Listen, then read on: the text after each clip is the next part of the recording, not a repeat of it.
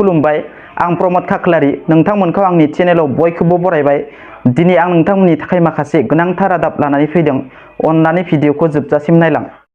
गिबि रादाबाव दङ कक्राझार जिल्लानि सिङाव थानाय चक्रशिला वाइल्ड लाइफ सेन्चुरिनि गार' थिलियाव जरासे सेंग्रा सिख्लानि जिउ गैयै देहा बोखांनो मोननाय जादों। मोनसे दुखुनांथाव जाथाय। कक्राझार पुलिस थानानि सिङाव थानाय चक्रशिला वाइल्ड लाइफ सेन्चुरिनि गार' थिलियाव दिनै फुंनि समाव जरासे सेंग्रा सिख्लानि जिउ गैयै देहा बोखांनो मोननाय जाथाया ओनसोल नाङैनो बयखौबो समखिखांहोदों। जिउ गोमानाय जरासे सेंग्रा सिख्लाखौ खुसि शर्मा आरो राहुल रय होननानै मिथिनो मोननाय जादों। जायगानि सुबुंफोरा फोरमायनाय बादिब्ला सिख्लाया HS फार्स्ट इयारनि फरायसुलि आरो सेंग्राया थांनाय बोसोराव मेट्रिक आनजादाव फेल जानाय। मिथिनो मोननाय बादिब्ला जिउ गोमानाय जरासे सेंग्रा सिख्लाया थांनाय 14 फेब्रुवारि भेलेन्टाइन डेनिफ्राय गोमानानै दङमोन। सिख्लानि नखरा कक्राझार पुलिस थानायाव गोमानाय FIR होनायनि उनाव दिनै कक्राझार पुलिसा नागिरबाय थानाय समावनो फुंबिलियाव जिउ गैयै थासारियावसो बोखांनो मोननाय जादों जरासे सेंग्रा सिख्लाखौ।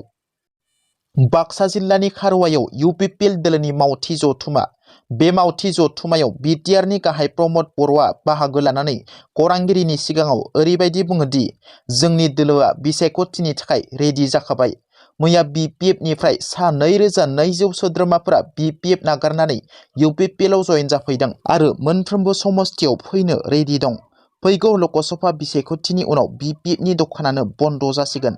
दरं, उदालगुरि आरो कक्राझार लकसभा बियाबाव जेबो जुज गैया। जुज खालामनो हानाय रावबो बिजाथि गैया, रावबो दोलोबो गैया होनना BTR नि गाहाय प्रमद बर' बिथाङा गोख्रों बुंथियो। कलियाबराव मोजां मोननायनि प्रस्ताबखौ आजावैनि गिख्रंथाव जाथाय सोमजिदों। मोजां मोननायनि प्रस्ताबखौ आजावैनि सेंग्राया सिख्लाजों लोगोसे सिख्लानि बिमा बिफाखौबो गाग्लोबदों गोबौ दाबाजों। राजिब दास मुंनि सासे सेंग्राया गाग्लोबो सिख्ला आरो सिख्लानि नखरखौ। राजिब दासआ सिख्लानि न'आव थांनानै बिमा बिफाजों लोगोसे सिख्लाखौबो गाग्लोबो गोबौ दाबाजों। राजिब दासनि गाग्लोबनायाव सिख्ला आरो बिमा बिफाया जखम जायो। जखम जानाय साथामबो फाहामथाय लागासिनो। सैनांनाय सिख्लाखौ मौसमी बिश्वास, बिफाखौ हरिदास बिश्वास आरो बिमाखौ रेणु बिश्वास होनना मिथिनो मोननाय जादों। दायनिगिरि सेंग्राया दायो खारखोमानानै दं होनना मिथिनो मोननाय जादों। फैगौ 21 फेब्रुवारि खालारखालि NDP नि गायसनगिरि आफादगिरि BTR गोजोन गोरोबथानि सासे सागानगिरि रन्जन दैमारिनि जोनोम सान। बे सानखालि एबा 21 फेब्रुवारियाव बिर जोहोलाव रन्जन दैमारिया 64 बोसोर आबुं जासिगोन।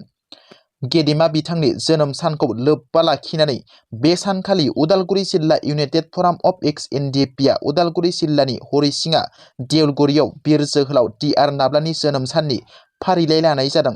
बे सानखालि बयखौबो नुजाथिफैनानै फारिलाइखौ जाफुंसार होनो उदालगुरि जिल्ला इउनाइटेड फराम अफ एक्स NDP आ बयखौबो खावलायहरदों। दिनैनि रादाबा एसेनोसै। नोंथांमोना जुदि आंनि रादाबखौ खोनासंनानै मोजां मोनदोंब्ला अन्नानै लाइक, शेयार आरो साबस्क्राइब खालामनो दाबाव, लोगोसे बेल आइकनखौ थुनो दाबाव, जाहाथे आंनि गोदान भिडिअआ नोंथांमोननिसिम थाबैनो सहैनो हायो। गोजोन्थों। जै बर' हारिनि।